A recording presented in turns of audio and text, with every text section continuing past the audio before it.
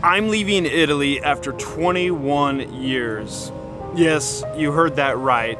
And today, I want to show you what it looks like when you pack up all those Tuscan sunsets and espresso highs and begin a brand new chapter.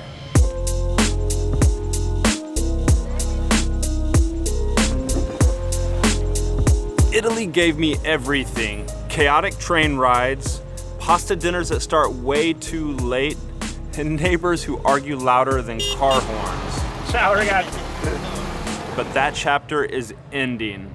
In just a few days, I'm boarding a plane for Bangkok, Thailand, and that's where the story really continues.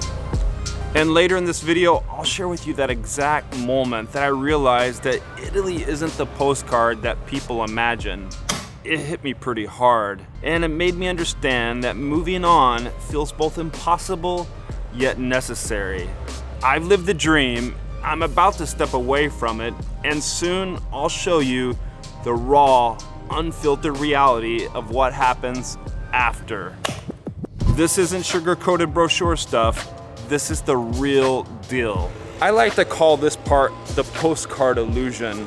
Instagram makes Italy feel like a dream, gelato in hand, Colosseum in the background, but daily life, it's messy and nothing like the postcard. No AC, laundry strung across courtyards, and bureaucracy that could break a saint.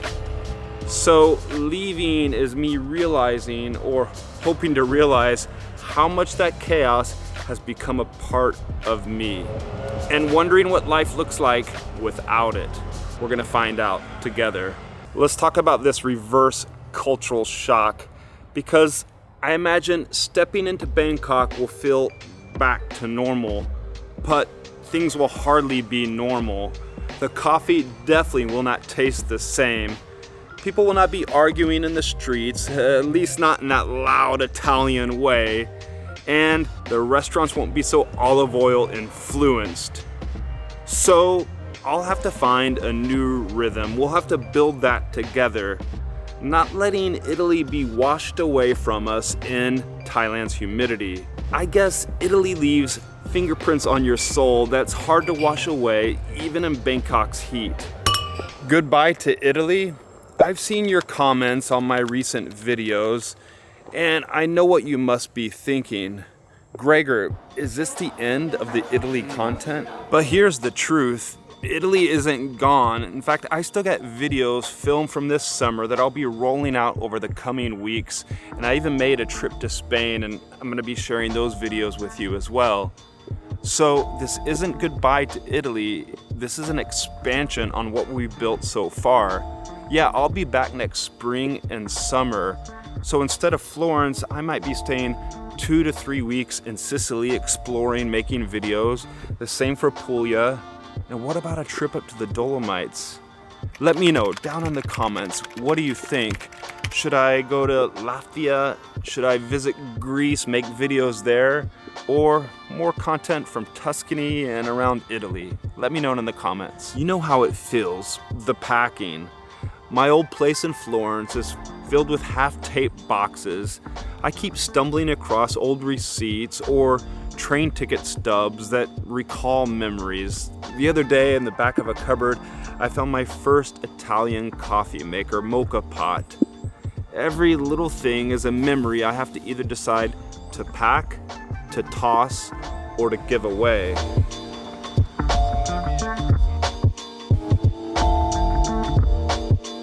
Bye, David. And my neighbors keep leaning out the windows and saying, Gregor, when are you coming back? But the truth is, I don't know how to answer.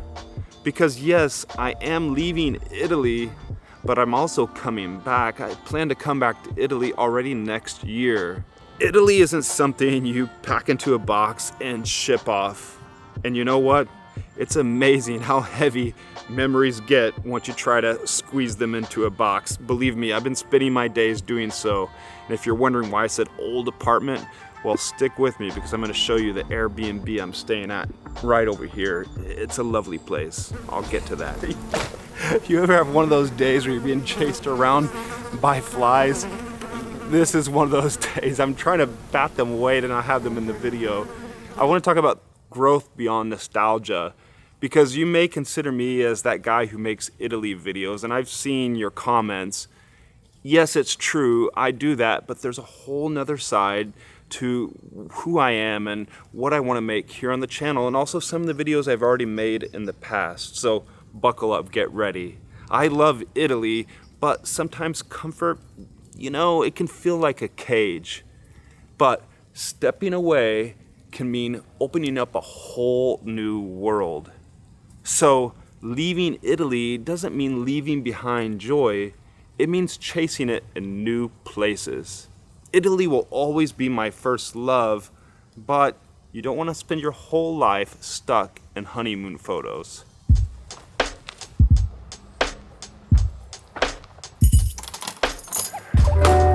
Fredo, come on in.